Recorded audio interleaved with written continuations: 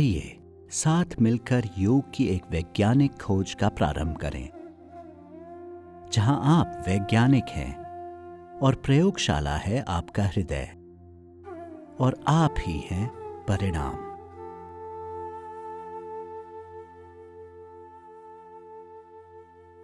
नमस्कार, दाजी के साथ ध्यान कार्यक्रम में आपका स्वागत है। पिछले कुछ हफ्तों में दाजी ने हमारे साथ हार्टफुलनेस की अनेक प्रैक्टिसेस शेयर करी हैं।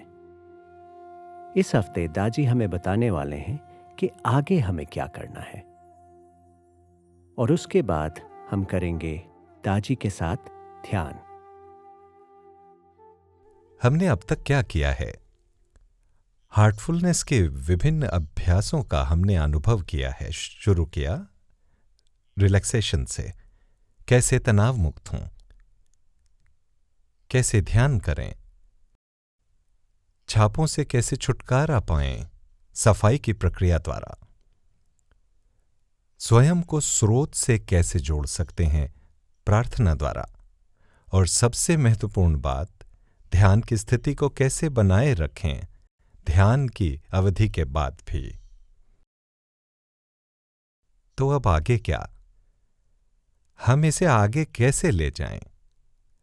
पहला कदम है धीरे धीरे नियमित अभ्यास विकसित किया जाए, स्वयं की गति से, रुचि और उत्साह के साथ।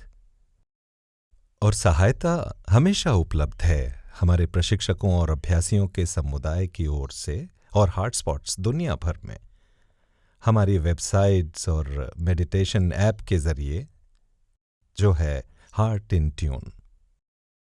ये महत्वपूर्ण है किसी स्थिति में, क्योंकि किसी भी यात्रा में, चाहे लंदन से लॉस एंजलिस हो या एक चक्र से दूसरे में भीतर की दुनिया में, दोनों में ही परिवर्तन के परिणाम स्वरूप उत्तेजना और अशांति पैदा होती है। जब हम इस यात्रा को प्रारंभ करते हैं, यदि हम संवेदनशील हैं, हम महसूस करेंगे कि हमारा तंत्र अपनी जटिलताओं से शुद्ध होने लगा है, विशेष रूप से भावनात्मक जटिलताओं से। सफाई की इस प्रक्रिया के परिणाम स्वरूप आप हर बार बहुत बेहतर महसूस करेंगे। ये प्रक्रिया धीरे धीरे हमें अपने मनोवैज्ञानिक पैटर्न से मुक्त करती है। ये एक चमत्कार है।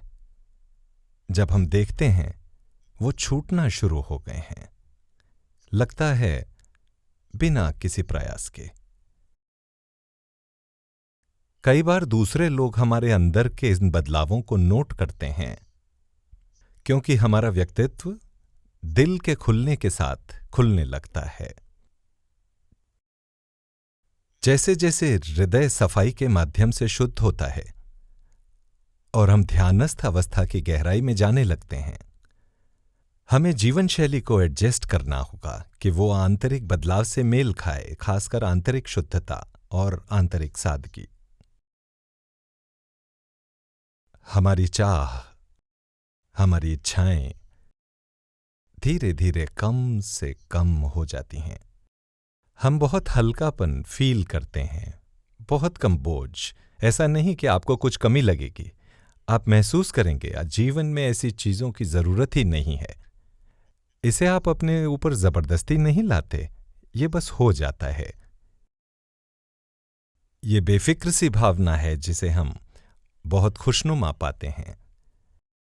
एक बार अनुभव के बाद हम इस हल्केपन को रखना चाहते हैं, तो हम स्वयं को परिष्कृत करने की कोशिश करते हैं और अपने चारों ओर की दुनिया के प्रति दृष्टिकोण को। हम पाते हैं पुरानी आदतें छूटती जा रही हैं, वो अब हमें अच्छी नहीं लगती, बेगानी सी लगती हैं। हम उनसे आगे बढ़ जाते हैं। यह वास्तव में एक चमत्कार है, क्योंकि अक्सर ध्यान शुरू करने से पहले हम उन्हें हटा नहीं सके थे, तमाम कोशिशों के बाद भी। मेरे गाइड कहते थे, जीवन में सबसे बड़ा चमत्कार है कैसे ऐसे परिवर्तन पॉसिबल हो पाते हैं, आंतरिक परिवर्तन, सहज ही। कभी कभी हमारा भी सामना होता है स्वयं के व्यक्तित्व की कमजोरियों से, जैसे वो हमें दर्पण में दिखाई जा रही हों। जब हम ध्यान करते हैं, हमारा स्वयं से सामना होता है, तब हृदय हमारा दर्पण होता है। ये अनकंफर्टेबल हो सकता है, लेकिन फिर ये हमारा नजरिया ही है परिवर्तन की प्रक्रिया के प्रति जो महत्वपूर्ण है। हम इस बदलाव को स्वेच्छा से आमंत्रित कर रहे हैं। हम बदलना चाहते हैं, विकसित होना। अपनी स्वीकृति और बदलने की इच्छा के साथ सब कुछ आगे बढ़ जाता है। ऐसे समय एक प्रशिक्षक के साथ किए गए ध्यान के अतिरिक्त सत्रों से हमें बहुत मदद मिलेगी। ये मददगार होंगे।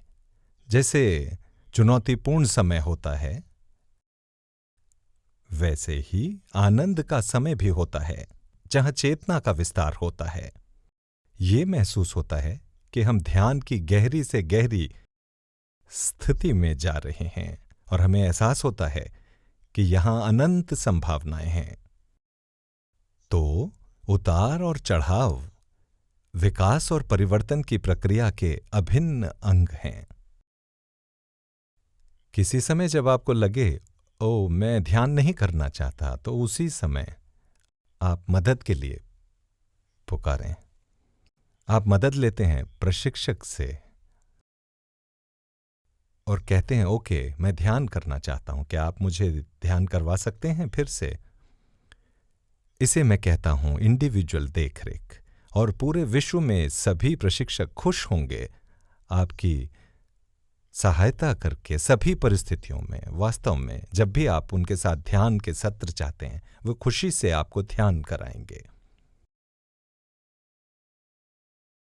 हर बार जब प्रशिक्षक हमें मदद करते हैं रिमोट सिटिंग से, या जब आप आमने सामने हों, तब बहुत ही विशेष कार्य होता है और ये फिर से अनुभव की बात है। हालांकि अभ्यास एक ही है, ये वैसा ही ध्यान होगा, पर परिणाम असाधारण होगा। आप ये अनुभव करें, प्रयोग करके देखें। यहां गाइड का सपोर्ट अमूल्य है, क्योंकि वो इस यात्रा पर पहले से ही है और इसके उतार चढ़ाव अच्छी तरह जानते हैं। इतने अनुभवी द्वारा हमारी सहायता करना हमें बहुत आश्वस्त करता है। वास्तव में ये सबसे अद्भुत फीलिंग है, ये एहसास कि हम इस रास्ते पर अकेले नहीं हैं। धीरे धीरे हम हल्के से हल्का महसूस करते हैं और हम पाते हैं प्रेम करने की हमारी क्षमता विस्तारित हो रही है हृदय के विस्तार के साथ। जटिलताएं जो हमें प्रेम करने से रोकती हैं, हमारे प्रियजनों को, परिवार के सदस्यों, दोस्तों को बिना किसी शर्त के पिघलती हैं और हम दूसरों की अधिक कद्र करने लगते हैं। हमारे जीवन का दृष्टिकोण अधिक प्रेममय होने लगता है, कई अन्य गुणों के साथ, जैसे करुणा, साहस, उदारता, धैर्य, स्वीकृति, विनम्रता। ये सभी परिणाम हैं उस प्रमुख चीज प्रेम के। यदि आप विकसित करना चाहें करुणा, सहानुभूति, साहस और उदारता, मुझे लगता है ये घोड़े के आगे गाड़ी जोतने की तरह होगा। ये थोड़ा जटिल होगा। हमें एक मूल स्थिति बनाने की आवश्यकता है। हृदय में ऐसा संतुलन, इस तरह के बाकी के गुण अंदरूनी हृदय के मुख्य फूल की शाखा से स्वतः खिलें। आंतरिक हृदय का मुख्य फूल क्या है? यह है प्रेम। केवल इस प्रेम के जरिए वो उदारता संभव है। इस प्रेम के माध्यम से ही वो करुणा संभव है। इस प्रेम के माध्यम से ही सहानुभूति, स्वीकृति, धैर्य, सहनशीलता संभव हो सकते हैं। इस प्रेम के कारण हम दुनिया को प्रभावित करते हैं कोमल और बहुत सूक्ष्म तरीके से, और दूसरों के साथ तालमेल में बहते जाते हैं और अन्य लोग भी हमारे साथ तालमेल कर पाते हैं। आपको ऐसा नहीं लगेगा कि आप विरोध करने वाले व्यक्ति हैं या आप एक ऐसी दीवार हैं। ये कुछ और होगा। एक तरह से ऐसा लगता है हम ज्यादा से ज्यादा छोटे बच्चों की तरह हो जाते हैं, ज्यादा मासूम। आप देखते हैं अपनी मासूमियत और अचरज के भाव से कैसे बच्चे जीवन का बेहतर आनंद लेते हैं। हम अक्सर अपने बचपन को चाव से याद करते हैं। अपने साथ हुई चीजों पर हम कम क्रोधित होते हैं जैसे जैसे हम आगे बढ़ते हैं। ये मासूमियत विकसित होती है, हमारा क्रोध उन्नत होता है, खुद पर दया भी समाप्त हो जाती है और हम इन जटिलताओं और उलझनों से मुक्त हो जाते हैं। निस्संदेह ये क्रमिक प्रक्रिया है। इसी कारण हम हर एक दिन सफाई की इस प्रक्रिया को करते हैं और इस तरह एक ऐसी जीवन शैली सुनिश्चित करते हैं, इस तरह कि हम ज्यादा छापें न बनाएं जो जीवन को और जटिल बनाती हैं। परिवर्तन एक महान प्रेरक है और हमारे अंदरूनी अनुभव इतने समृद्ध और उत्साही हो सकते हैं कि हम अधिक से अधिक ध्यान करना चाहते हैं और सफाई हमें हल्का और हल्का बना देती है, सूक्ष्म और सूक्ष्मतर। हम हर शाम सफाई करने की जरूरत समझते हैं क्योंकि हम हर बार सफाई के बाद बहुत अच्छा महसूस करते हैं। जैसे ही हम प्रार्थना से अपने दिल में गहराई से जुड़ते हैं, हम अपने अंदर स्थित परम स्रोत से ज्ञान प्राप्त करने में सक्षम हो जाते हैं और स्वाभाविक रूप से अपने हृदय को सुनना सीखते हैं। हृदय हमें लगातार प्रेरित करता जाता है। इस प्रेरणा के माध्यम से हम और रचनात्मक बनते हैं। ऐसे आंतरिक आत्मविश्वास विकसित होता है, साहस बढ़ता है, जो आगे हमें यह महसूस करने देगा क्या सही है क्या गलत। हम ज्यादा डिस्क्रिमिनेटिव हो जाते हैं।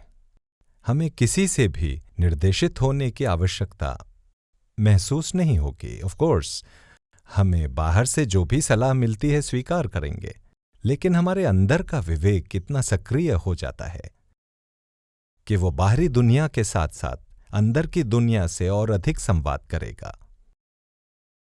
जैसे जैसे हृदय के जरिए ये क्षमताएं खुलती हैं, हमारी यात्रा जारी रहती है। वास्तव में ये तो सिर्फ शुरुआत है। आपसे शेयर करने के लिए बहुत कुछ है जब हम इस विशाल आंतरिक ब्रह्मांड में खोज करेंगे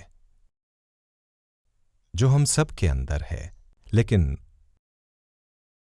उसके लिए किसी और समय का वेट करें।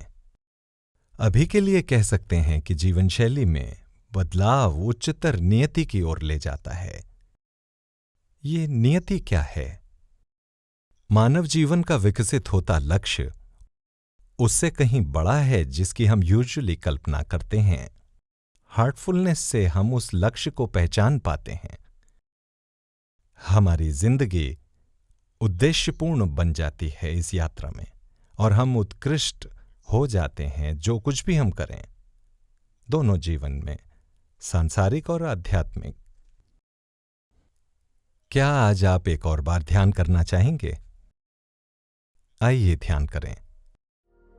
आइए अब हम सब हर हफ्ते की तरह दाजी के साथ ध्यान करते हैं। आराम से बैठ जाएं, धीरे से अपनी आंखें बंद कर लें, अपना ध्यान अंदर की ओर मोड़ें, स्वयं का अवलोकन करने के लिए थोड़ा समय लें। अब ये सुझाव लें कि आपके हृदय में दिव्य प्रकाश का स्रोत पहले से मौजूद है और ये आपको भीतर से आकर्षित कर रहा है।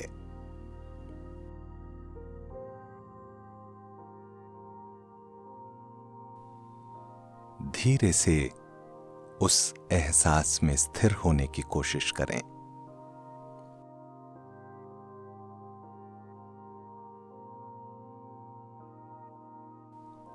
यदि आपको लगे कि आप अन्य विचारों में बह रहे हैं, तो उनसे जूझें नहीं और नहीं उन पर ध्यान दें, बस उन्हें रहने दें। खुद को फिर से ये याद दिलाएं कि आप अपने हृदय में दिव्य प्रकाश के स्रोत पर ध्यान कर रहे हैं। स्वयं को ज्यादा से ज्यादा अपने अंतस्थ में लीन होने दें।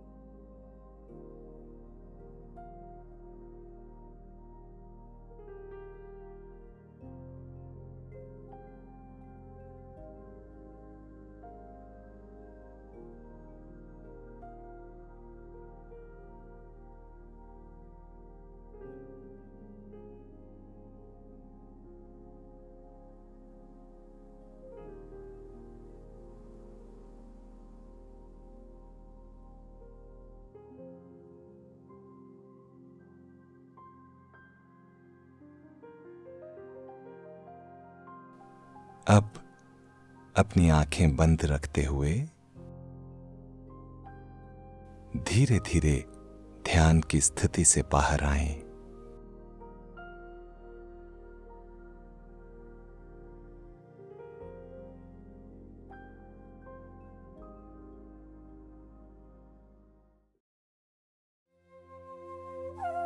दाजी के साथ ध्यान कार्यक्रम में जुड़ने के लिए आपका धन्यवाद। कृपया अगले हफ्ते फिर जुड़िएगा हमारे साथ।